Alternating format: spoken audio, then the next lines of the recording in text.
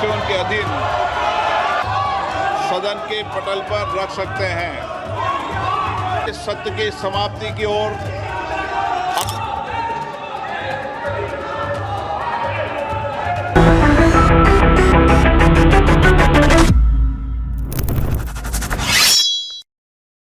வணக்கம். Modi Shah private limited என்கிற இந்த கம்பெனி குஜராத் லாபியின் கவுண்ட் டவுன் தொடங்கிவிட்டது. மோடி ஷாவின் சூரியாஸ்தம் தொடங்கிவிட்டது என்று கூறினால் நம்ப முடிகிறதா? கடந்த 11 ஆண்டுகளாக தனிக்காட்டு ராஜாவாக வாழ்ந்து வந்த 2 நபர்கள், இவர்களுக்கு எதிராக எதிர்கட்சிகள் மட்டுமல்ல, இவர்களுடைய ஆளும் கட்சியில் இருக்கக்கூடிய எம்பிக்கள் கூட இன்னைக்கு களத்தில் குதித்து விட்டார்கள்.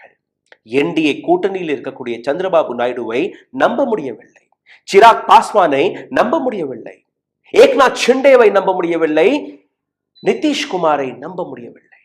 அப்போ பிஜேபியில் இருக்கக்கூடிய மைனாரிட்டி அரசாங்கம் எந்த நிமிடம் வேணாலும், எந்த மணி நேரம் வேணாலும் கவரப்போகிறதா என்கிற அந்த கேள்வி.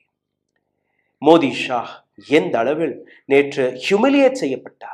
சுதந்திர இந்திய வரலாற்றில் இந்த மாதிரி எந்த பிரைம் மினிஸ்டருக்குமே அவமானம் ஏற்பட்டதல்ல. பிரைம் மினிஸ்டர் மோடி வரும்போது ஒரு ஹீரோ பாணியில் என்ட்ரி செய்வார். அவர் உள்ள வரும்போது நீங்க பார்த்தீர்கள்னா பிஜேபியை சார்ந்த நபர்கள் மோடி மோடி மோடி என்று கூச்சல் போடுவார்கள். எதிர்கட்சி தலைவர்கள் எந்த விதமான கேள்வி, எந்த விதமான போராட்டத்தை நடத்தினால் கூட ஆளும் கட்சியில் இருக்கக்கூடிய அந்த 303 எம்பிக்கள் 2024ஆம் ஆண்டுக்கு முன்னாடி வரை இப்படித்தான் நடந்தது. அவர்களை அடக்கி விடுவார்கள், முடக்கி விடுவார்கள். ஆனால் முதல் முறையாக எதிர்கட்சி எம்பிக்கள் போட்ட அந்த கோஷம், வோட் சோர் கத்தி சோர், ஓட்டை திருடினவரே வெளியேறு. அந்த கோஷத்திற்கு பதில் கொடுக்கும்படி ஒற்றை எம்பி, பிஜேபியை சார்ந்த ஒரு எம்பி கூட பேசவில்லை, அமைதியாக இருந்தார்கள், வேடிக்கை பார்த்து கொண்டிருந்தார்கள். இன்னொரு பக்கம் தடிப்பார் கோ பேக், அமித்ஷாவை பார்த்து, அதாவது வாண்டட் லிஸ்ட்ல இருக்கக்கூடிய கிரிமினலே வெளியேறு, கோ பேக்.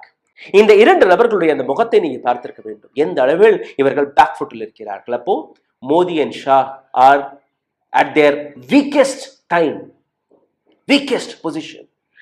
இதை பற்றி மிகவும் ஆழமாக நீங்க பார்க்க வேண்டும். ராகுல் காந்தி கிளப்பிய இந்த பிரளயம், ஓட் சோரி என்கிற விஷயம், இன்னொரு பக்கம் ட்ரம்ப் கொடுக்கக்கூடிய அந்த அழுத்தம், இன்னொரு பக்கம் எந்த கார்ப்பரேட்டை நம்பி இவர்கள் தன்னுடைய காய்களை நகர்த்தி வந்தார்களோ, ஒட்டுமொத்த இந்தியாவை கார்ப்பரேட்டிடம் அடமான வைத்து விட்டார்களோ, அதே கார்ப்பரேட் இன்னைக்கு மோடி ஷாவை சிக்க வைத்து வேடிக்கை பார்க்கக்கூடிய வேலையை பார்க்க தொடங்கிவிட்டார்கள். எந்த RSS இருந்து மோடி அண்ட் ஷா 2 பேருமே வந்தார்களோ, அதே RSS பிஜேபி கையில் ஆட்சி இருந்தாலும் பிரச்சனை அல்ல, ஆனால் இந்த 2 நபர்களுமே இருக்கக்கூடாது. இந்த 2 நபர்களையுமே வெளியேற்றினால் மட்டும்தான் பிஜேபியை காப்பாற்ற முடியும், RSS காப்பாற்ற முடியும். இது RSSல இருக்கக்கூடிய நபர்கள், பிஜேபிக்குள்ள இருக்கக்கூடிய பல நபர்கள் வெளிப்படையாக எக்ஸ்பிரஸ் செய்ய தொடங்கிவிட்டார்கள். ஒரு சாதாரணமான தேர்தலை கூட அமித்ஷாவால் இன்னைக்கு நடத்த முடியவில்லை. கான்ஸ்டிடியூஷன் கிளப் உடைய தேர்தல் நடந்தது. ராஜீவ் பிரதாப் ரூடியை எப்படியாவது தோற்கடிக்க வேண்டும் என்று அமித்ஷா போட்ட திட்டம் ஃபெயில் ஆகிவிட்டது. யாரால்? ராகுல் காந்தி, சோனியா காந்தி, எதிர்கட்சி தலைவர்கள் பிஜேபிக்கு கொடுத்த, பிஜேபியில் இருக்கக்கூடிய ஒரு எம்பிக்கு கொடுத்த சப்போர்ட்டால் அவர் வெற்றி பெறுகிறார். இது எல்லாத்தையுமே நீங்க ஒவ்வொன்றாக ஆழமாக பார்த்தீர்கள், உங்களுக்கு புரிய வரும் இன்னைக்கு அரசியல் களம் எப்படி இருக்கிறது என்று. சந்திரபாபு நாயுடுவுடைய வருகை, திடீர் வருகை, ராகுல் காந்தியை சந்திக்க போவதாக ஒரு தகவல் கசிந்துள்ளது. எப்படி? நேற்று வைஸ் பிரசிடென்ட் எலெக்ஷனுக்காக அழைக்கப்பட்ட மிக முக்கியமான ஒரு மீட்டிங், என்டிஏ அழைத்த அந்த மீட்டிங்கில் 16 எம்பிக்கள், டிடிபியை சார்ந்த அந்த 16 எம்பிக்கள், சந்திரபாபு நாயுடு கட்சியில் இருக்கக்கூடிய 16 எம்பிக்களுமே அந்த மீட்டிங்கில் கலந்து கொள்ளவில்லை. காரணம், எதற்காக? பிஜேபியில் இருக்கக்கூடிய நபர்களே மோடி ஷாவை எதிர்க்க தொடங்கிவிட்டார்கள். இவர்கள் கொண்டு வந்த ஒரு சட்டம், கான்ஸ்டிடியூஷன் அமெண்ட்மெண்ட் நம்பர் 130 என்கிற பெயரில் தன்னுடைய மெசேஜை அவர்கள் கொடுத்திருக்கிறார்கள். அதாவது எங்களை எதிர்த்து யாராக இருந்தாலுமே அவர்களுடைய அரசியல் வாழ்க்கையை நாங்க முறித்து விடுவோம். இந்த சட்டம் வராது, அது வேற விஷயம், சட்டம் பாஸே ஆகாது. ஆனால் வந்துவிட்டால் எதற்காக ஏக்நாத் ஷிண்டே பயப்படுகிறார், எதற்காக சந்திரபாபு நாயுடு பயப்படுகிறார். ஒவ்வொரு ரீஜனல் பார்ட்டியுடைய வாழ்க்கையை, அவர்களுடைய எதிர்காலத்தையை அளிக்கக்கூடிய மெசேஜை தான் நேற்று அமித்ஷா கூறியிருந்தார். அவருடைய முகத்திலேயே அந்த காகிதத்தை கிழிச்சு எரிஞ்சார்கள். இதற்கு பின்னாடி இருக்கக்கூடிய ஐடியாலஜி நீங்க பார்த்தீர்கள்னா, மோடி ஷா 2 நபர்களுமே இந்த நாட்டை ஒரு சர்வாதிகார நாட்டு, எப்படி சைனா இருக்கிறதோ, எப்படி ரஷ்யா இருக்கிறதோ, அந்த பாணியில் நடத்த முயற்சி எடுத்தார்கள். அதனால்தான் இந்த கவுண்ட் டவுன் தொடங்கிவிட்டது. இந்த கவுண்ட் டவுன் இன்னும் எத்தனை நாட்கள் வரை சிந்தித்து பாருங்கள். ஆனால் தொடக்கத்தில் அந்த வீடியோவை நீங்க பார்த்தீர்கள். இப்ப மறுபடியும் பாருங்கள். வோட் சோர் கத்தி சோர் தடிப்பார் கோ பேக். என்ன நடந்தது பார்லிமெண்ட்டுக்குள் பாருங்கள். जिन्हें आज नियम 377 के अधीन सदन के पटल पर रख सकते हैं, इस सत्र की समाप्ति की ओर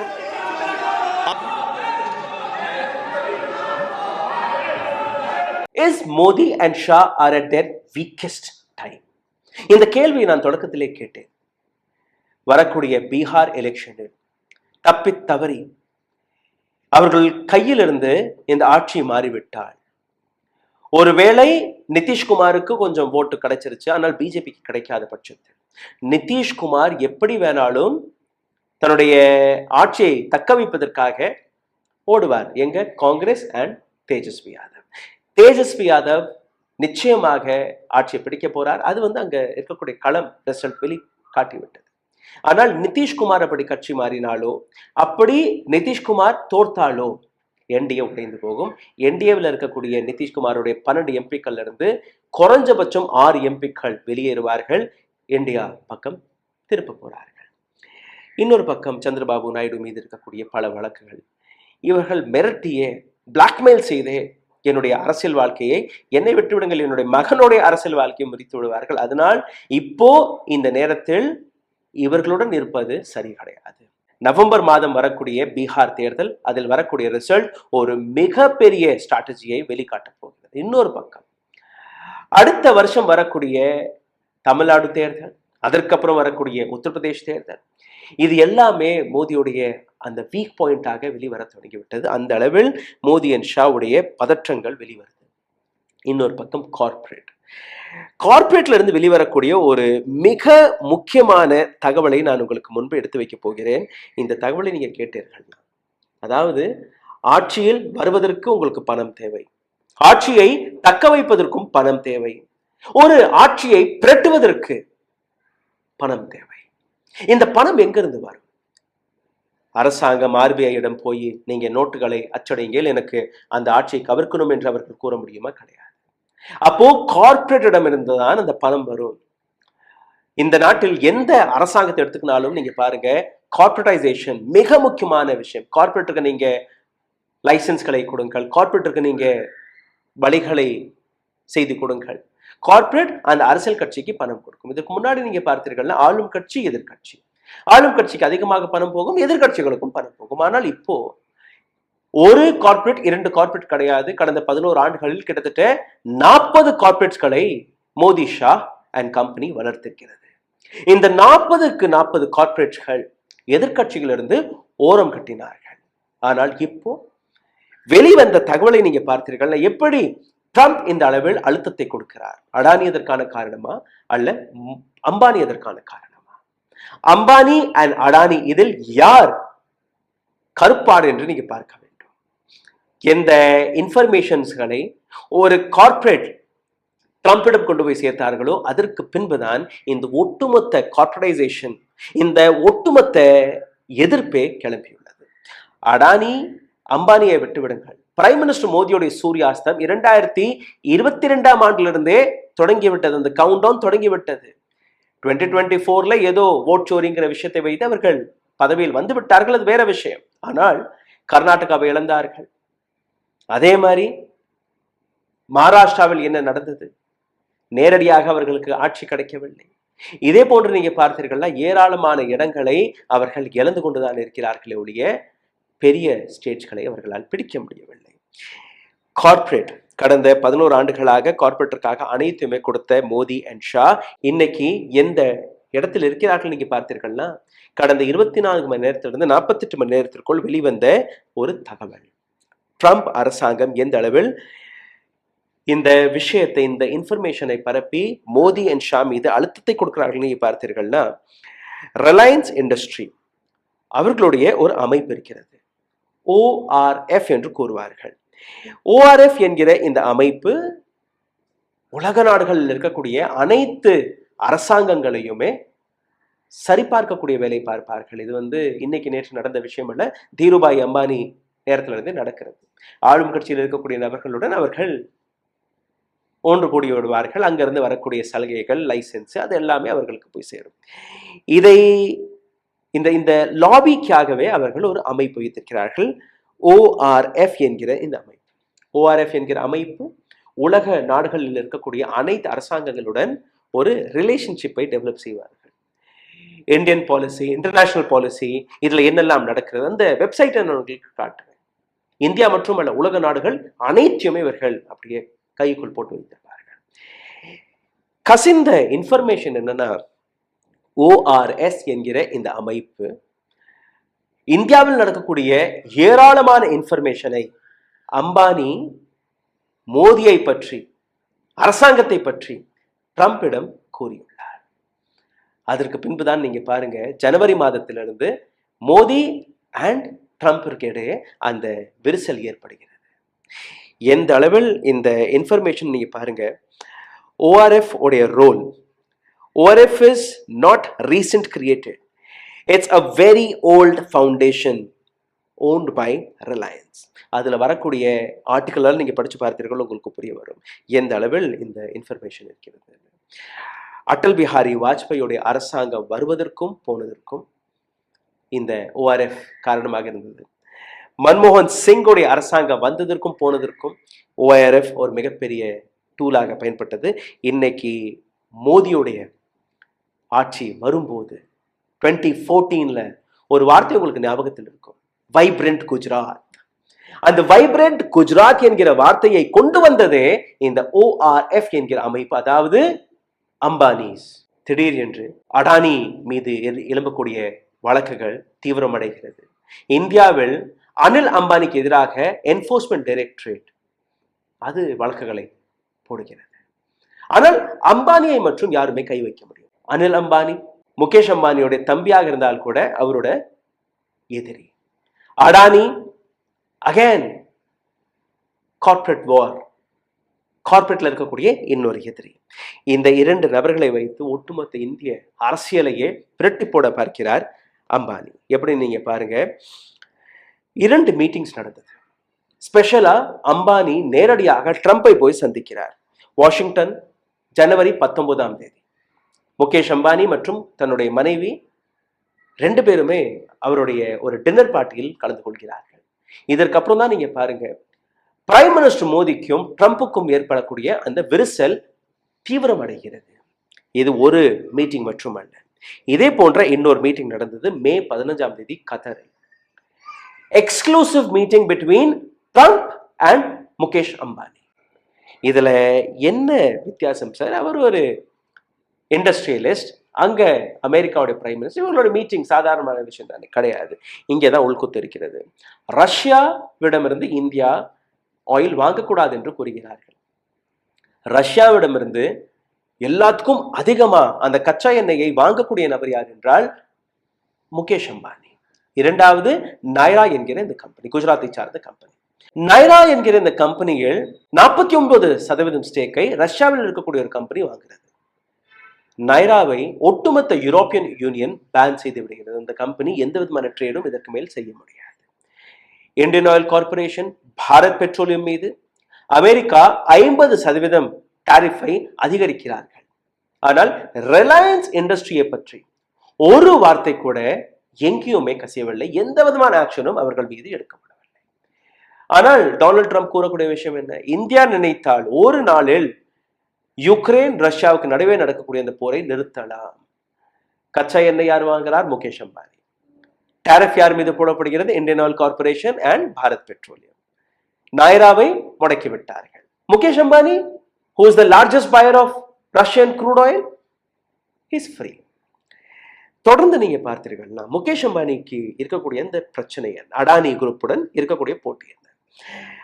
முகேஷ் அம்பானி அடானி உள்ள வரும்போது, அதாவது பிரைம் மினிஸ்டர் மோடியுடைய 2014 அந்த காலகட்டத்தை பார்த்தீர்கள்னா $7 or 6 பில்லியன் இவர் இருந்தார். அவர் வந்து $19 பில்லியன் இருந்தார். ரீட்டைல் செக்டர், பெட்ரோலியம், எனர்ஜி, இது போன்ற விஷயங்களில் அம்பானியுடைய கம்பெனி.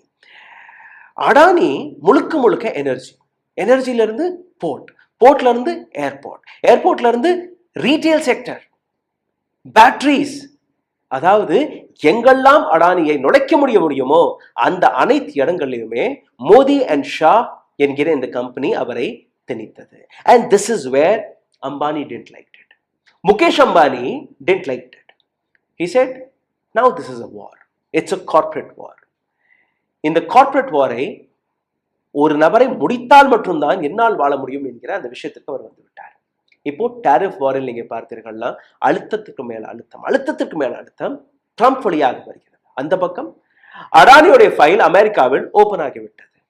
முகேஷ் அம்பானி அடானியை எந்த அளவில் டார்கெட் செய்தார் என்று நீங்க பார்த்தீர்கள்னா, அந்த உள்குத்தை பார்த்தீர்கள்னா,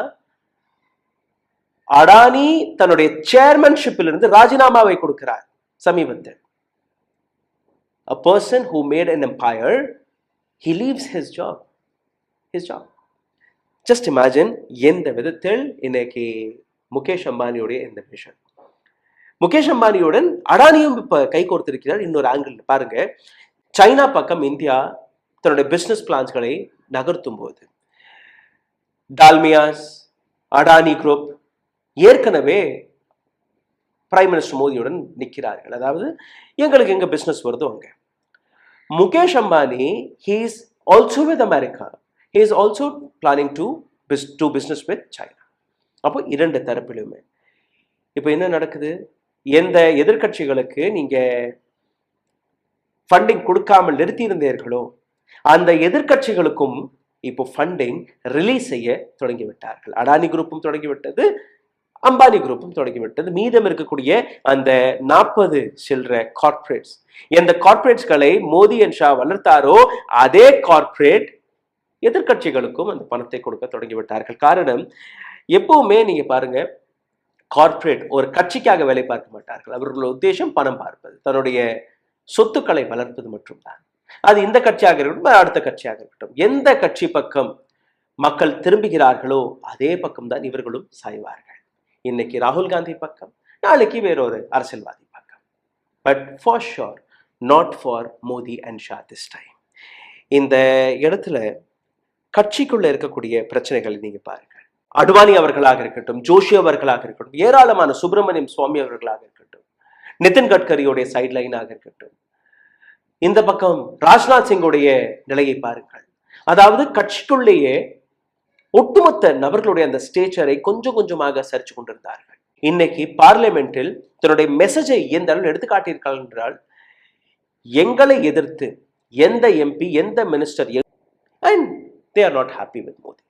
They want to step out. What's happening in Indian politics என்கிற இந்த விஷயத்தை நீங்க பார்த்தீர்கள்னா, ஆழமாக பார்த்தீர்கள்னா, கடந்த 50 ஆண்டுகளில் பாலிசிஸ்கள் எந்த அளவில் மாறி இருந்ததோ அனைத்துமே குஜராத் லாபிக்காக மாற்றப்பட்டது, கார்ப்பரேட்டுக்காக மாற்றப்பட்டது. அந்த கார்ப்பரேட்டையே நீங்க சிக்க வைக்கும் போது அந்த கார்ப்பரேட்டுக்கு நடுவிலேயே ஒரு மிகப்பெரிய மோதலை ஏற்படுத்தி விட்டு தன்னுடைய லாபத்தை நீங்க பார்த்தீர்கள். இன்னைக்கு கார்ப்பரேட் சுதாரிச்சு கொண்டு உங்களையே தூக்குவதற்கான வேலையை பார்த்து விட்டார்கள். Where Amit Shah and also Adani somewhere who doesn't want Modi to be in the seat anymore. பணம் யாருக்கு வேணாலும் கொடுக்கலாம், அடுத்த லீடரை எங்கள் சாயத்தில் பூசி விடுவோம், அதெல்லாம் பிரச்சனை இல்லை. ஆனால் இந்த மோட் டெமோக்ரஸிக்கு எதிராக சர்வாதிகார ஆட்சி வந்துவிட்டால் யாருமே தப்பிக்க முடியாது, அவர்களுக்கு புரிந்துவிட்டது.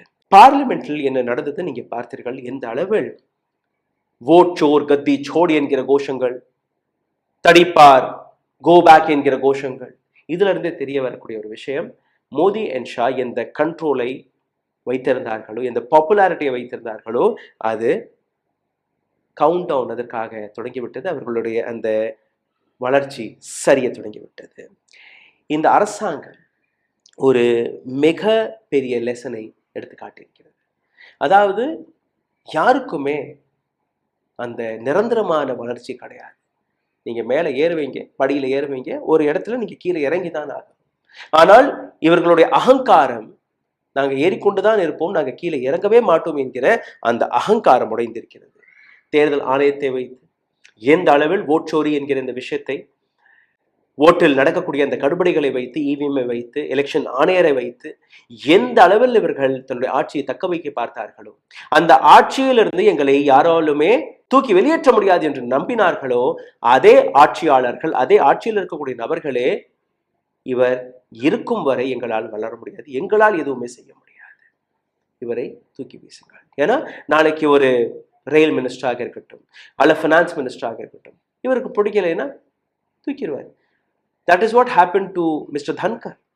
That is what happened to even the current election commissioner Gyanesh Kumar. எங்கே இருக்கிறார் யாருக்குமே தெரியாது, ஒரு ஸ்டேட்மெண்ட் கூட வரல. இதற்கு முன்னாடி இருந்த தேர்தல் ஆணையர் எங்கே? ராஜீவ் குமார். nobody knows. கடந்த 11 ஆண்டுகளாக இந்த நாட்டில் வந்த சுப்ரீம் கோர்ட் நீதிபதி, சீஃப் ஜஸ்டிஸ் ஆஃப் இந்தியா, அவர்களுடைய ஸ்டேட்மெண்ட் வர ஸ்டாப் ஆயிருச்சு. தேர்தல் ஆணையர்கள், இந்த 11 ஆண்டுகளில் இருந்த அனைத்து தேர்தல் ஆணையர்கள், அவர்கள் எங்கே என்கிற கேள்வி கேட்டீர்களா? யாருக்குமே தெரியாது.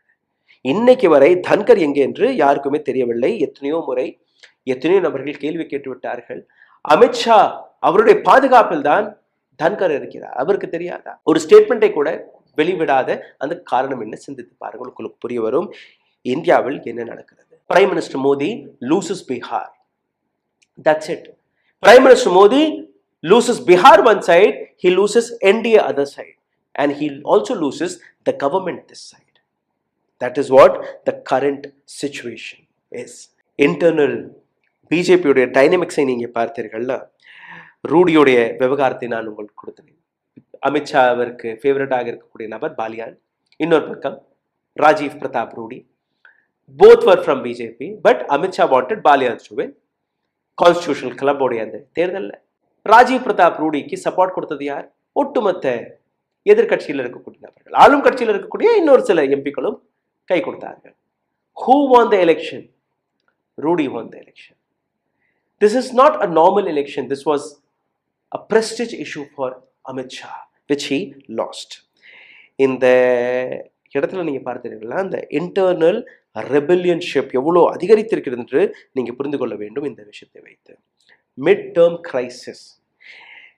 கிரைசிஸ் வருமா, மறுபடி தேர்தல் வருமானு நீங்க பார்த்தீர்களா? அது நிச்சயமாக வராது. ஏன்னா லோக்சபா எலெக்ஷன்ல இப்பெல்லாம் எந்த அளவு செலவு செய்கிறாருன்னு நீங்க பார்த்தீர்களா? ஒவ்வொரு கான்ஸ்டிடுவன்சிக்கும் 40 கோடி ரூபாய் வரை ஒவ்வொரு நபரும் செலவு செஞ்சுட்டு வந்திருக்காங்க. 11 மாதங்கள் கூட ஆகவில்லை, மறுபடியும் அந்த 50-100 கோடி ரூபாய் அவங்களால செலவு செய்ய முடியாது. அப்போ ஆட்சி மாற்றத்திற்கான ஒரு வழியை தேடணும். தேர்ட் ஃப்ரண்ட், அதற்கான பேச்சுவார்த்தையும் நடக்கிறது. If not India alliance, if not NDA, then what? Third front. And third front வந்தால் மிகப்பெரிய அளவில் again Chandrababu Naidu will play a major role. Chandrababu Naidu, Pawar இந்த பக்கம், ஆம் ஆத்மி பார்ட்டி அந்த பக்கம், வெஸ்ட் பெங்காலின் சீஃப் மினிஸ்டர் மம்தா பானர்ஜி, இவங்க எல்லாருமே ஒரு மிகப்பெரிய ரோலை பிளே பண்ணுவாங்க, including Tejashwi Yadav and Akhilesh Yadav. You leave Congress, still you'll have a third front. சரி, how R they going to attract them? இந்த கேள்வி. எதற்காக சந்திரபாபு நாயுடு அவங்க போகணும்? ஏற்கனவே இவங்க 2 பேருமே பிளாக்மெயில் பண்ணிட்டு இருக்காங்க. Chandrababu Naidu had already got an offer of president of this country. இன்னொரு பக்கம் பிரசிடென்ட் ஆக நீங்க பதவியேற்ற உடனே அவர் மீது இருக்கக்கூடிய ஏராளமான வழக்கு அது குப்பை தொட்டியில போயிடும். Because you cannot touch the president of this country. And that is what the plan of India Alliance, that boss, we will save you. Whatever ED, CBI cases you have, we will protect you from that. அதனால தான் இந்த 16 எம்பிக்கள் அங்கே போகவில்லை. இன்னைக்கு திடீர் என்று சந்திரபாபு நாயுடு டெல்லி வந்திருக்கிறார். இதற்கு மேல் பயந்து நடுநடுங்கி இவர்களுக்கு முன்னாடி நாங்கள் கை கட்டி நிற்க தயாராக இல்லை. எங்களுடைய ரீஜனல் பாலிடிக்ஸ், மாநில அரசியல், அது ரொம்ப முக்கியம். எங்களுடைய எதிர்காலம் முக்கியம், எங்களுடைய கட்சி முக்கியம். பிஜேபிக்காக எங்களுடைய கட்சியை இழக்க நாங்கள் தயாராக இல்லை. நிதிஷ்குமாருடைய கட்சி ஏற்கனவே போயிடுச்சு. சிவசேனாவுடைய நிலை இன்னைக்கு எப்படின்னு உங்களுக்கு தெரியும். அதே மாதிரிதான் ஏடிஎம்கேடைய நிலை மாறப்போகிறது. இன்னைக்கும் பல நபர்கள், கட்சிக்குள்ள இருக்கக்கூடிய நபர்களே இந்த விஷயத்தை வெளிப்படையாக பேசி வருகிறார்கள். பிஜேபியினாலதான் தமிழ்நாட்டில் ஏடிஎம்கேவிற்கு வரக்கூடிய அந்த ஓட்ஸ்கள் வராம போகிறது. But we cannot do anything. It's a decision made by the super two heads. If they say today, we will win the election. And that is the power what ADMK has in this state. But what to do? இந்த ஒட்டுமொத்த விஷயத்தை நீங்க பார்த்தீர்கள்னா, இன்னைக்கு Modi and Shah இரண்டு நபர்களுமே தன்னுடைய weakest நிலையில் இருக்கிறார்கள். Weakest நிலையில் ஆளும் கட்சியில் இருக்கக்கூடிய எம்பிக்கள் கை கொடுக்கவில்லை. எதிர்கட்சியில் இருக்கக்கூடிய நபர்கள் எப்பவுமே கை கொடுக்க மாட்டார்கள். RSSஐ நம்பினால் RSS எங்களை துரத்து பார்க்கிறது. சரி, NDA கூட்டணியில் இருக்கக்கூடிய நபர்களை அவர்களாவது காப்பாற்றுவார்கள் பார்த்தால் அவர்களும் காப்பாற்ற மாட்டார்கள். சரி, கார்ப்பரேட் அவர்களுக்காக என்னெல்லாம் செய்திருக்கிறோம், அவர்களும் எங்களை நீக்க பார்க்கிறார்கள். So